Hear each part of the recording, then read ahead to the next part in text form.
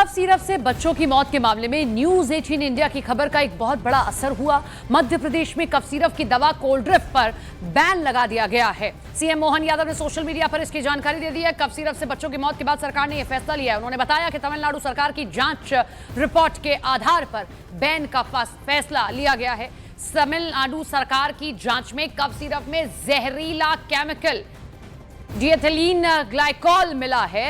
Cough syrup बनाने वाली company के दूसरे प्रोडक्ट्स पर भी बैन लगा दिया गया है। एमपी के डिप्टी सीएम के मुताबिक कफ सिरप में 48% जहरीला केमिकल पाया गया है जांच में।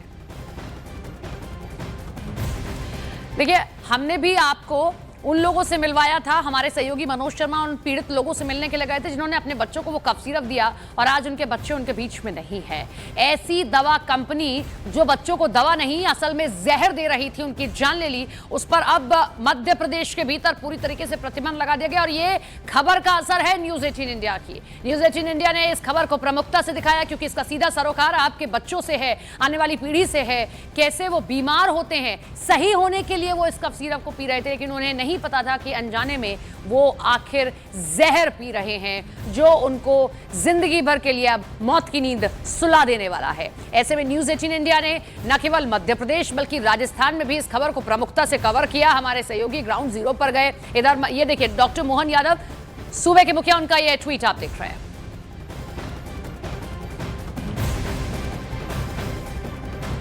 में देर रात जो तमिलनाडु में एक कोल्ड्रिफ्ट कफ सिरप बनाने वाली कंपनी की रिपोर्ट आई है, जिसके लिए 1 अक्टूबर को लिखा गया था कि उसकी जांच करके रिपोर्ट भेजें तमिलनाडु सरकार को।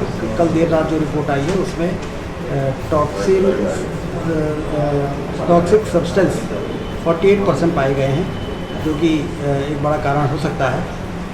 इसलिए तत्काल तमिलनाडु सरकार को लिखा गया उसके खिलाफ कानूनी कार्रवाई करने के लिए।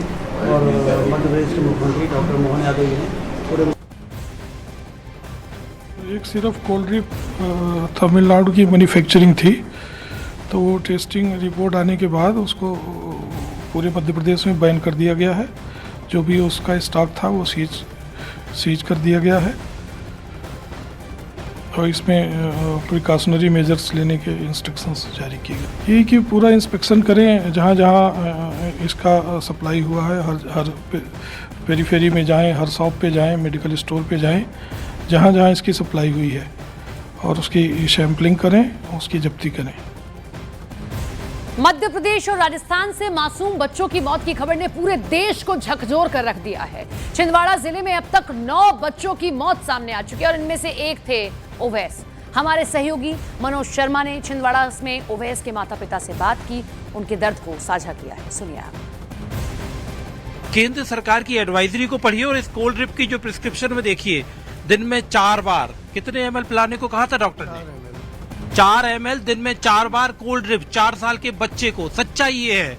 जाहिर तौर पे जब आप बच्चे को दिखाने गए और जब आपके बच्चे को आपने मतलब 13 से आप बता रहे हैं कि कम से कम 25 दिन तक वो हुआ, बीमार रहा, उसको सर्दी खांसी जुकाम हुआ, क्या मतलब नागपुर जाके फिर क्या स्थिति बनी, क्या बोला डॉक्टर?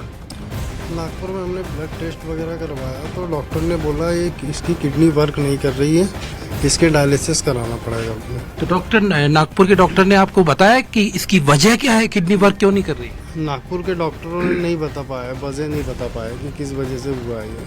अच्छा, जब ये घटना हो गई आपके बच्चे के, मतलब जाहिर तौर पे बड़ी दुख की बात है, लेकिन जब आप घर पे शव लेके आए बच्चे के पोस्टमार्टम के लिए, किसी भी प्रशासन के आदमी ने आपसे कहा? जी नहीं, बिल्कुल नहीं कहा। आपको मतलब आपके लिए मतलब जाहिर तौर पे बहुत ही भावुक क्षण है। जो ये उसद की माँ है, मतलब कैसे आपको मतलब पोस्टमार्टम के लिए प्रशासन के किसी आदमी ने बोला था? जी नहीं, किसी ने नहीं बोला। 10 तारीख को आपके बच्चे का जन्मदिन था। जी, 10 अक्टूबर को मेरे बच्चे का बर्थडे था। अफसोस कि लेकिन वो दिन ही नहीं आ पाया।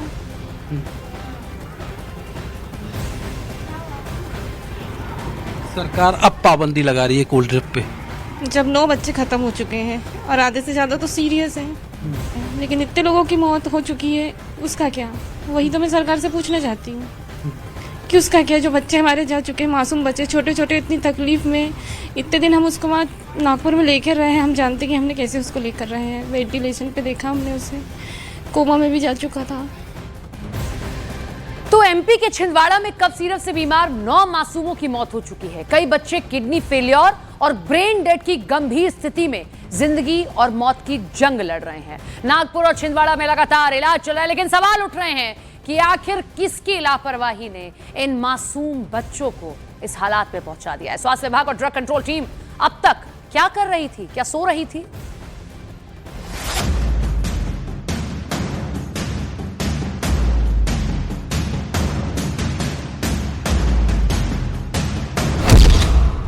सिरप कांड पर एक्शन में ड्रग कंट्रोल विभाग।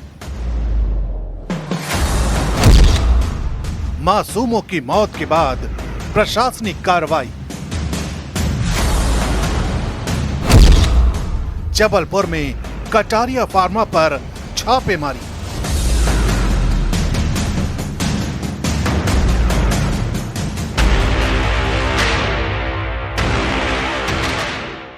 मध्य प्रदेश से लेकर राजस्थान तक सिरप कांड ने पूरे सिस्टम को हिला दिया है। यही वजह है कि अब इस लापरवाही पर सोया हुआ सिस्टम जाग उठा है। छिंदवाड़ा के परासिया में बच्चों की मौत के बाद स्वास्थ्य और ड्रग विभाग एक्शन मोड में आ गया है, जिसके चलते जबलपुर में कटारिया फार्मा पर छापा मारा गया। 16 कप सिरप के सैंपल जब्त किए गए और उन्हें भोपाल के लैब में जांच के लिए भेज दिया गया है। यही नहीं, सिरप की सप्लाई पर रोक लगा दी गई है और मेडिकल स्टोर से हर जरूरी जानकारी जुटाई जा रही है।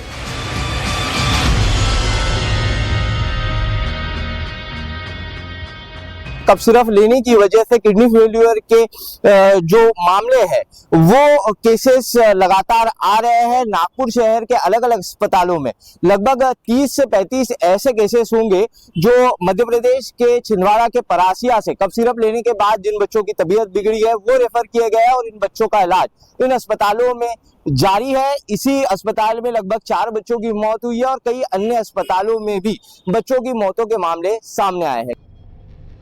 बच्चों की मौत ने स्वास्थ्य प्रणाली और मेडिकल नियमों की सख्ती पर सवाल खड़े कर दिए हैं। सवाल ये कि सरकारी निगरानी कहां थी?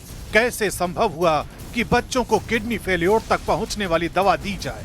अस्पतालों और विभागों में निगरानी और स्टैंडर्ड प्रोटोकॉल क्यों नाकाम रहे? क्या सिर्फ मौत के बाद ही जिम्मेदारी तय होगी? ये मामला पूरे सिस्टम की कमजोरी और लापरवाही को उजागर करता है और बताता है कि मासूमों की सुरक्षा कितनी कमजोर है। अभी 3 दवाइयों के जो सैंपल भेजे गए उसकी जांच आई है, रिपोर्ट आई है। उसमें कोई भी इस प्रकार के तत्व नहीं मिले हैं जिसके कारण ये कहा जा सके कि मौत इन दवाइयों के कारण हुई है।